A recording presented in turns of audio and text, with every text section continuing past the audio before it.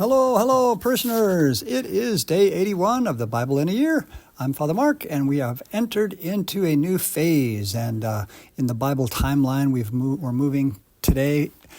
We've moved out of the desert wanderings, which was color brown in the Adventure Bible, to a section that's got a color green on the tabs of the Bible, because this part of the Bible is about entering into the green, lush, wonderful land of flowing with milk and honey, the paradise, the promised land.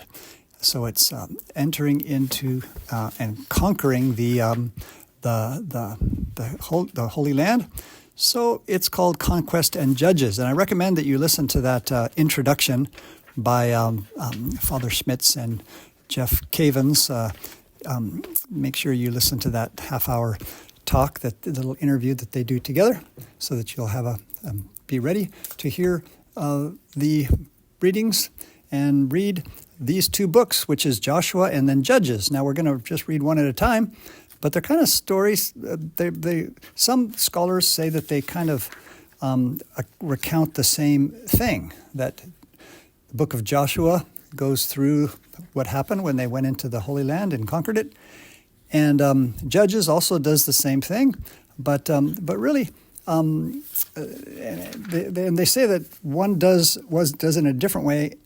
That Joshua gives a more idealized report, that everything was fine and everything was united, and that they acted in unison. So this book of Joshua they're going to hear first. It talks about how they marched invincibly through the land. They were successful and they conquered each area, and it was and the conquering and settling of the Canaan was complete by the end of the book.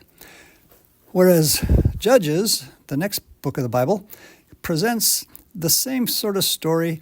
You know, some say it's like this, that this presents the same story, but in a realistic way, kind of the actual historical version, kind of, and that it shows that there were a lot of problems and there was divisions among the people, among them, and that they had to struggle, and there was a lot of setbacks, and that it wasn't complete, that they didn't completely conquer all of Canaan. So you could say that they're two different books, and some say that they're describing the same event in different ways. One more idealized and sort of maybe sort of theological, sort of like a sort of symbolic, and the other one being more realistic and historical. But actually, they present not two versions of the same story, but two distinct phases of the conquest and the entry, because the book of Joshua actually only tells about the initial raids, what happened in the very beginning of their conquering and entering the promised land. So really, they're talking about two different parts, two different phases of the entry into the promised land.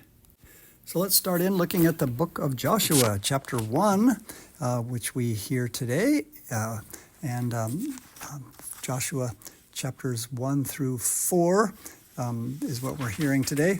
And it starts off with speaking of Joshua, obviously. And it just says, after Moses died, Moses, the servant of the Lord, then the Lord said to Joshua. So the things that Moses had said about Joshua, is going to succeed me.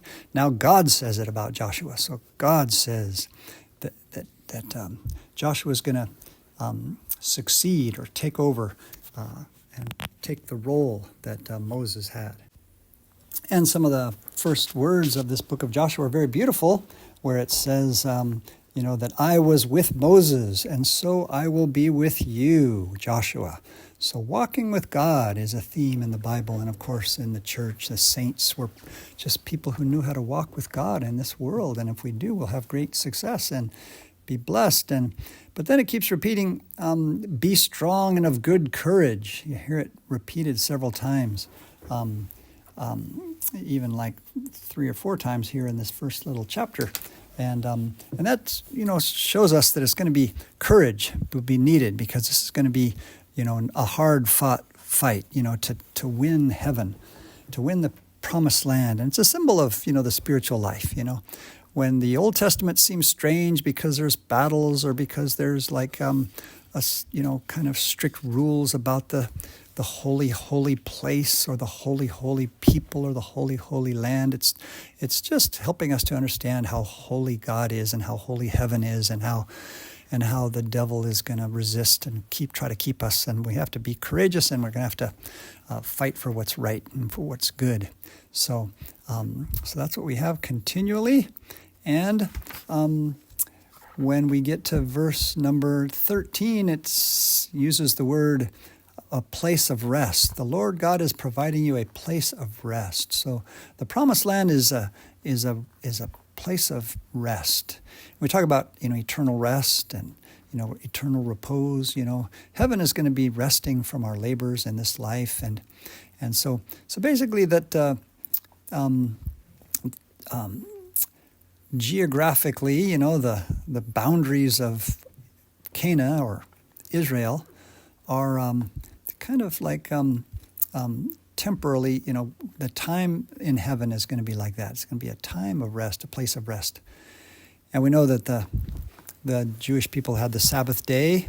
Every 7 days they had a day of rest, and every 7 years a year of rest. So it was very clear that what God prepares for us is a restful, peaceful place, and it represents heaven, of course.